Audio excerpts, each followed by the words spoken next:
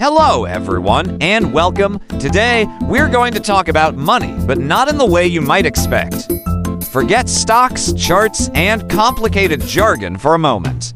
Instead, let's journey to a sunny tropical island where we lines uncover the secrets of how money really works through a simple story about monkeys and their favorite thing in the whole world, bananas. Once upon a time, on this island lived a lively group of monkeys. Their entire world revolved around bananas. Bananas were their food, their treasure, and even their currency. But there was one big problem. The island only had so many banana trees. Every monkey wanted more bananas, but there just weren't enough to go around. This scarcity led the monkeys to create what they called the banana economy. Each monkey had a few bananas, and they started trading. One monkey would sell coconuts for a banana. Another would catch fish and trade them for bananas. A particularly clever monkey even offered a shady spot under his big leaf tree to escape the hot sun for the price of, you guessed it, a banana? Among them was a thoughtful monkey named Max. One day, Max had a brilliant idea. He announced to his friends, instead of eating all my bananas right away, I'm going to save them and make them grow into more bananas. The other monkeys just scratched their heads. How can you make more bananas? One asked.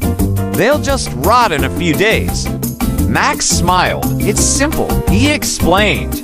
I'll lend my bananas to other monkeys who need them right now. When they pay me back, they lines have to give me one extra banana as a thank you for helping them out. And just like that, the concept of interest was born on the island. Max wasn't just hoarding his bananas, he was making them work for him. This is exactly what we call investing or lending in our world. It's the simple, powerful idea of money creating more money over time. As the banana economy grew, the monkeys ran into another problem. Storing bananas was a real hassle. Some buried them in the sand, hoping to keep them fresh. Others wrapped them tightly in leaves, but the tropical heat was relentless, and most of their precious bananas would spoil. So, a few of the wisest monkeys gathered and came up with a solution. Let's find the coolest cave on the island, they proposed, and we'll all store our bananas there together.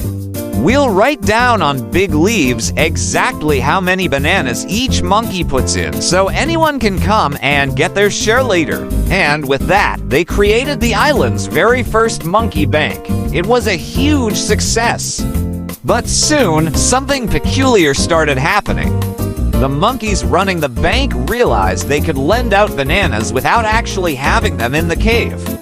They would simply write a new note on a leaf promising bananas to another monkey. So, new bananas were created out of thin air, not real, physical bananas, but promises of bananas.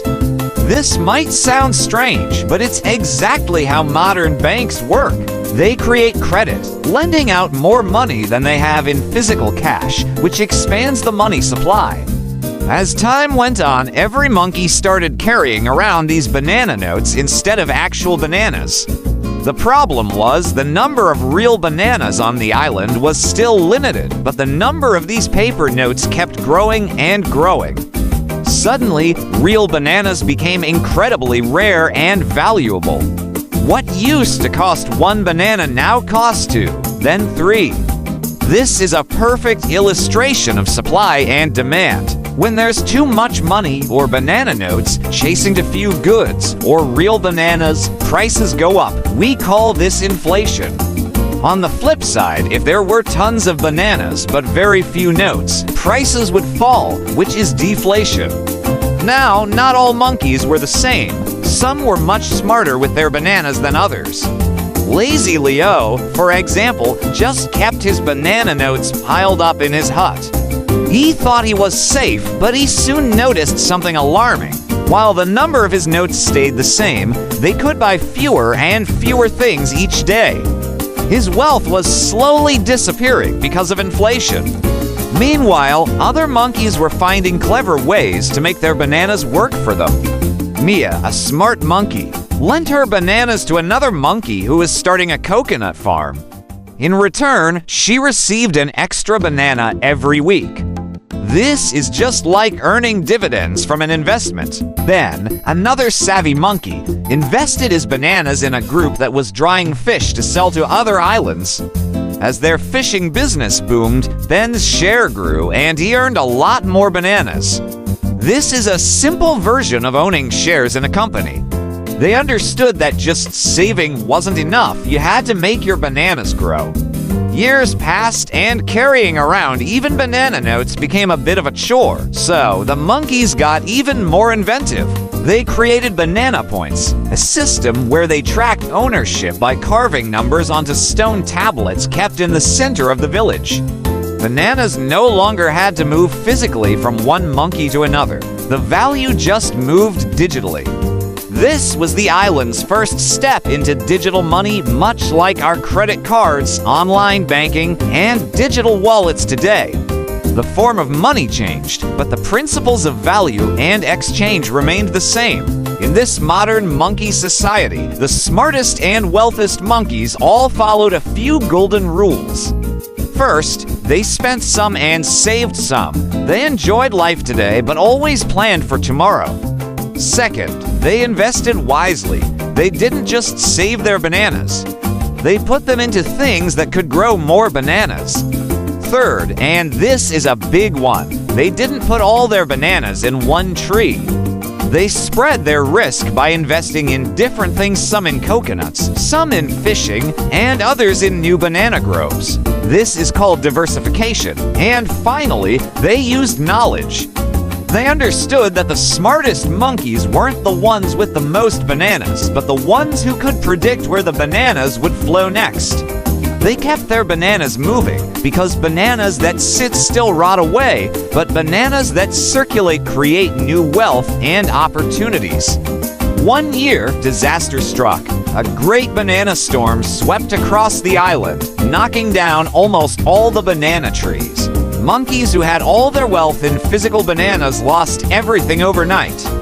There was panic and despair, but a few monkeys remained calm. These were the ones who had diversified. They had invested in coconut farms, which survived the wind, and fishing businesses, which were still pulling in fish from the sea. While others were broke, they still had sources of income. This is a powerful lesson for us. Economic storms, like recessions or market crashes, are inevitable, but having a diversified portfolio protects your wealth from being wiped out by a single event. Ultimately, the monkeys learned the most important lesson of all. The bananas themselves weren't the real wealth. A banana could be eaten, traded, or simply rot away. The true value came from what they did with those bananas. The smartest monkeys used their bananas not just to get by, but to build a better future for themselves and their community. They used them to plant new trees, build stronger shelters, and create new businesses. And that's exactly how money works for us today. Money itself is not the end goal, it's just a tool. It's a powerful tool that can be used for good or wasted. It's not about how many dollars or bananas you have in your account. It's about how you use them to create value, security, and a better life for yourself and those around you. So, always remember the monkey rule of money. True wealth isn't about how many bananas you hold, but how wisely you make them grow. Thank you so much for watching. I hope this little story gave you a new perspective on money. If you enjoyed it, please give this video a like and subscribe for more stories that make complex ideas simple. See you next time.